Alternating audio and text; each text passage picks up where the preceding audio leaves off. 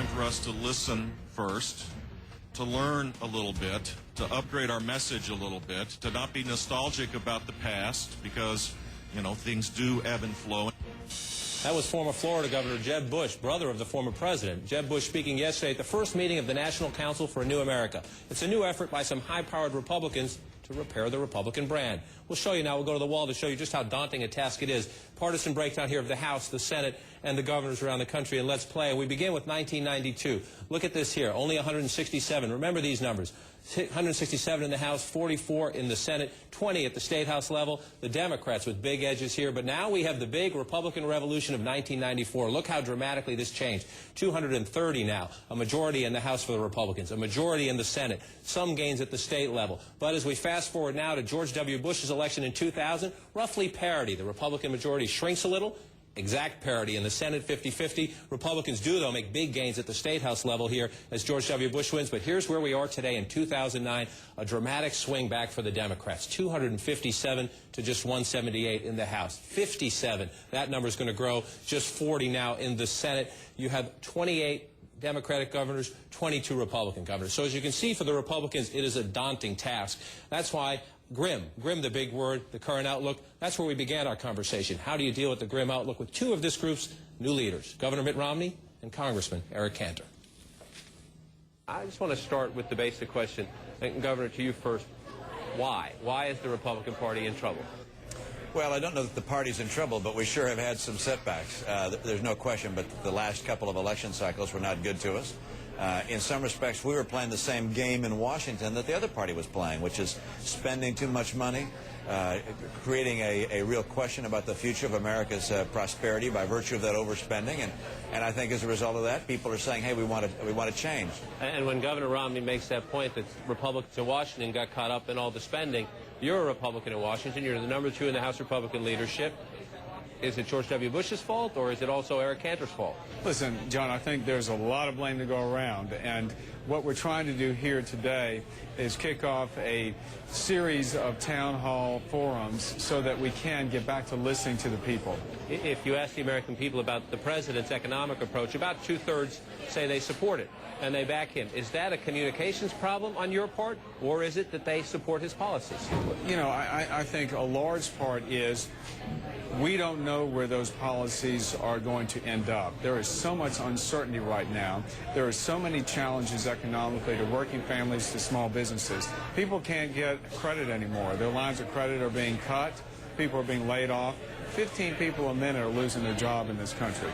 So the economic realities on the ground are a lot different than maybe what a certain question in a poll may be asking. I think if you ask the American people, do you think it's a good idea for us to borrow $1.9 trillion more than we take in? Do you think that's a good idea?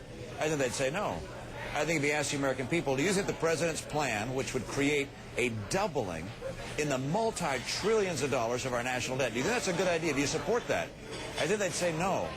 So part of our job is communicating just exactly what it is the president's proposing and making sure they understand there's a better way with a brighter future. And as you try to learn about how to have a better platform and better communications in the next election, give me each of you your assessment of the last one. Barack Obama won big in the suburbs. Used to be Republican territory. Won big in the suburbs. Took 2/3 of the Latino vote. Was that because voters were mad at George W. Bush and maybe didn't see enough in John McCain, or was it because they turned the page and looked at the competing proposals and said, I want this guy, not those guys? I frankly believe that much of what happened in the last election revolved around the fact that the economy fell apart at the time we were, if you will, holding the hot potato. Republicans and Democrats have been playing this game, passing the hot potato, spending money like there was no tomorrow, and the economy came crashing down while our party was holding the hot potato. And people said, hey, it's time for something else. But I think if they take a good hard look at what the something else is planning on doing with regards to the massive borrowing, they're going to say that's probably not the right thing for America's future. I'm concerned that what the president's doing to our overall economy is what government did to housing, which is spend too much, borrow too much, create a bubble, and that bubble ultimately collapses. Was it bad timing or was it bad choices? Well, listen, I don't think there's any single reason why you can explain the election in November. First of all, could we have done better in Washington? Absolutely. I mean, could we have been more centered on our thoughts of fiscal sanity in Washington? Absolutely. Did the American public tire of the Iraq War? You better believe it. Even though we had our men and women fighting every day for our freedom, the public's patience was wearing thin because no one likes to be at war. And as the governor says, we had a collapse in our financial markets 30 days before the election. So there was a lot of fear and a lot of desire to say, hey, we want to put these bad times behind us.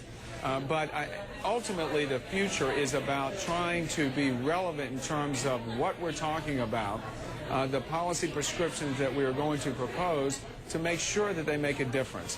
And it's not that the Republicans need to change to become like Democrats. We know the principles upon which our party is founded. They are the principles of free markets, of the rights of the individuals, of the faith in individuals, the faith in God, the ability for people to stand up on their own and reach for that opportunity. And as you begin this listening effort, there are others in the party having the same debate. And I want to start with one piece of news this week was when Senator Specter decided he was going to switch to the Democratic Party. There is no doubt, and there should be no doubt, that he switched because he thought he was going to lose a Republican primary. It was a survival decision. He even concedes that. But there are some who say, here's a moderate Republican, comes from that area in the Philadelphia suburbs that's critical to winning the big state of Pennsylvania. Tom Davis, the former congressman from this area, calls it a devastating blow that sends a bad signal of ideological intolerance to moderate white-collar voters. Does it do that? No, not at all. This was entirely a political calculation on the part of Senator Specter. He has every right to do that. He was a Democrat originally. He became a Republican. He's gone back to being a Democrat. It'll help him politically, and that's fine. Our party is a big tent party. We have folks of different perspectives. We've always been that way. We've always had different coalitions within the Republican Party. We'll continue to have that. This last election, we didn't win, but we didn't lose by an enormous amount. And we just need to make sure that we communicate our message effectively and draw those folks who watch with interest back to voting for us. As you go forward on this effort, even you find it on Capitol Hill among Republicans. There are some who say, good riddance, Senator Specter. The Republican Party should move forward, going back to a conservative base that is low taxes, less spending, anti-abortion, against same-sex marriage, more ideological purity, and if he doesn't feel comfortable, get rid of him. And there are others who say that is a recipe for disaster, among them Olympia Snowe. You know her, the senator from Maine. She says ideological purity is not the ticket back to the promised land of governing majorities. Indeed, it was when we began to emphasize social issues to the detriment of some of our basic tenets as a party that we encountered an electoral backlash. Who's right? Those who say smaller is okay as long as it's pure, or those who say that's the recipe for disaster? John, I think it's a false choice. I think what we really need to do is look to the future. And if you look at Pennsylvania, is indicative of the challenges that our party faces in the Northeast and New England, no question. So we've got to go out and, again, reconnect and make sure that our policy prescriptions are relevant to the challenges that people in the Northeast are facing, to the challenges that educated, affluent families are facing, as well as those much more challenged in the inner cities and the rural areas of our country. There is a common theme in this country, and that is opportunity. That's what these forums are going to be about listening to how we tap into the real challenges and how we allow opportunity to flourish again. When we come back, we'll ask our two guests how Republicans should deal with the thorny issues of immigration, health care, and same-sex marriage. Much more of our conversation when State of the Union returns. Let's get back now to our conversation about how to rebuild the Republican Party with the House Republican Whip Eric Cantor and the former Massachusetts Governor Mitt Romney. Well, let's go through some of the issues in closing that you raised. And let's start. You went through the spending issues pretty well. If you want to come back to them, please do. But let's start with the immigration debate. In the last campaign, you sparred with John McCain, who ended up winning the nomination quite a bit, saying, he was wrong on this path to citizenship or path to status, that people should get in the back of the line. That debate's about to come up again. There are many Governor Romneys, who say, let's just pass that bill, something like McCain, Kennedy, Bush. Let's get it over with. Let's get it done. The Chamber of Commerce says they want it. Put that behind you will help you rebuilding among Latinos. What would you do? I have my own views about what I think that bill ought to look like. It happens to be consistent with what I said during the campaign. I'm not going to impose necessarily that on Eric Cantor, on anybody else. We can all talk about our views. But we should deal with the immigration issues right now. This is a high priority, urgent issue, and it's an issue that can also be demagogued. And it was demagogued, probably on both sides of the aisle during the last election, and I think that's a mistake. I think we should deal with this in a compassionate and concerned way. We are a party that welcomes legal immigration. We want legal immigration. It's been a great source of our nation's vitality. Illegal immigration, we oppose, and we're going to end. And we ought to deal with that on an accelerated time frame. Healthcare is another big issue that's going to come up this year. You got beat up in the campaign a little bit by fellow conservatives who said, you know, your approach had too big of a government role. Is the Massachusetts approach that was passed under Governor Romney, is that a good model for the nation? Well, I think so, but I'm not going to impose necessarily my view on the National Council for a New America. We're going to exchange ideas, listen to people. I'll put forward my own perspectives. And my own view is pretty straightforward, and that is that we can get Americans insured. We can get virtually every American insured with health insurance without having to have government take over health insurance. The president's going to try to move his plan while you're having this national conversation. And he has put in place the rules that will probably allow him to do it. Is he going to get his way on health care? This issue of health care is way too big to be dominated or monopolized by one party. This applies to Republicans, Democrats, conservatives, liberals alike. This is health care. This is everyone.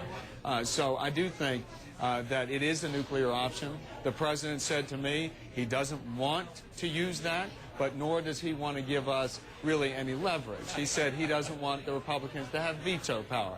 I'm hopeful that that means we can work together. Obviously, the first 100 days, we have seen that bipartisanship and cooperation can be improved upon. Since the last election, a number of states have moved ahead with same-sex marriage proposals. Some have done it legislatively, some have done it in other ways, some has happened through the courts, which I know both of you think is the wrong way to do anything, whether it's same-sex marriage or anything else.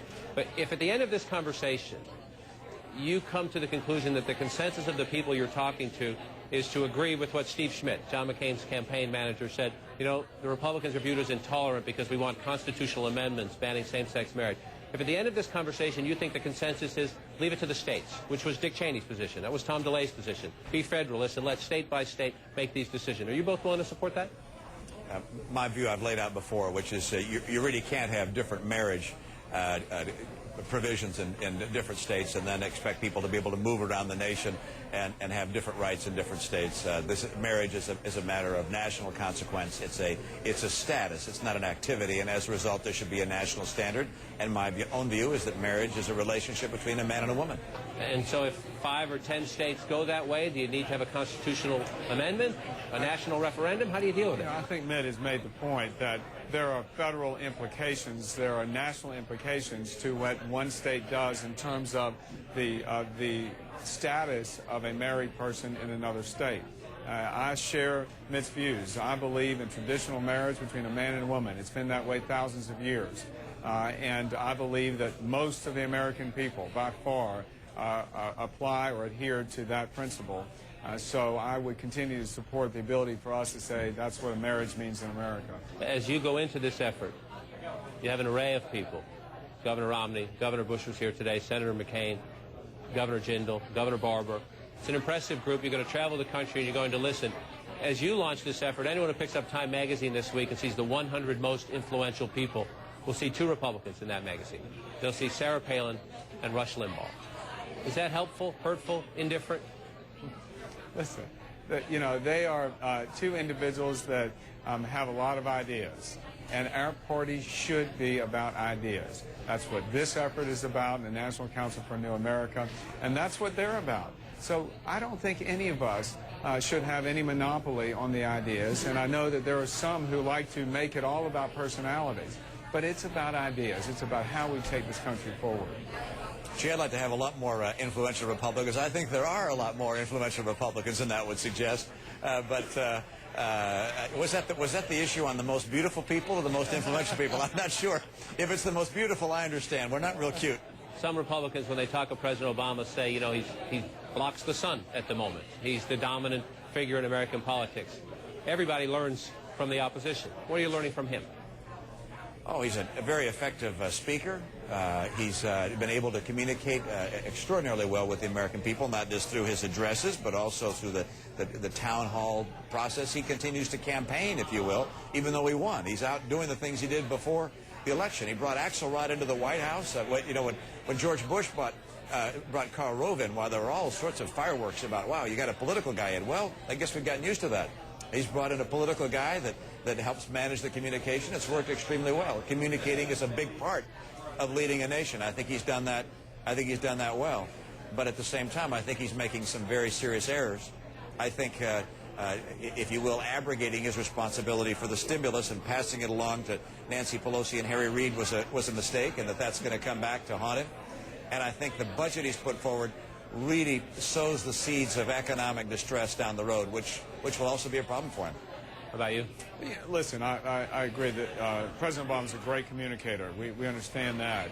He's also been very adept at adopting the technology of today to access the youth vote and the younger population of this country. That's the future, and I believe we've got a lot to learn. The Republican Party can't keep doing things the way it always has in terms of technology. And as you are beginning to see, we have a website here with this group called WeThePeoplePlan.org that we are actively trying to engage in a much broader discussion with a much more diverse population in this country. Is he entitled to his pick for the Supreme Court? He won the election, or are there certain lines that you would draw where you say the Republicans should engage in full combat? There's no question that this is a national issue. This should not be a decision that the people don't have some impact on. We know it is a nomination by the president and a confirmation by the Senate, and it is very important for all of us to understand who the nominee is, what that nominee has done on the bench, and the impact that nominee has had on people's lives. But you can't stop him from nominating someone who might be pro-choice. You can't stop him from nominating someone who might be outside of your views on marriage. So how do you draw the line if a Republican senator called you and said, advice, should I be for or against? Where's the line? Well, what you want to see is the president choose someone of unquestioned intellectual capacity that's made important and critical decisions in the past well, and a person who believes in following the law, who respects the fundamental process that's been outlined in the Constitution of how laws are created. You do not want to have him select somebody who believes that they, once they become a judge and are going to be in that position for the rest of their life, can do anything they want, can create law from the bench. That's what you don't want to see. And I doubt that Barack Obama is going to put forward the same nominee that either Congressman Cantor or I would put forward. And elections have consequence. He'll put forward someone different than that. But the key thing, and the place where I think we draw the line is this an individual who will follow the Constitution and the law, or is this an individual who believes in making the law? And if it's the latter, I think we should stand up and scream loud and hard. Our thanks to Congressman Cantor and Governor Romney for that conversation.